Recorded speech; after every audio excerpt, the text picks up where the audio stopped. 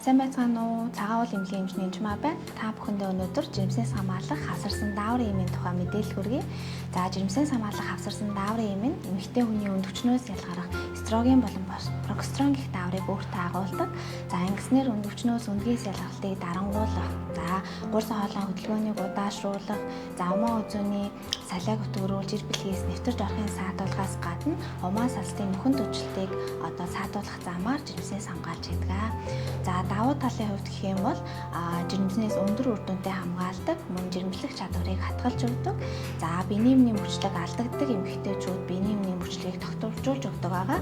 За мөн 15-аас дээш насны батгшил ихтэй охтууд хэрэглэх боломжтой. За биений эмний өвдөлтөд ирдэг, цус гаралт их хэмжээгээр ирдэг хүмүүсийн зовирыг багасгаж, цус багталтаа сэргийлж өгдөг.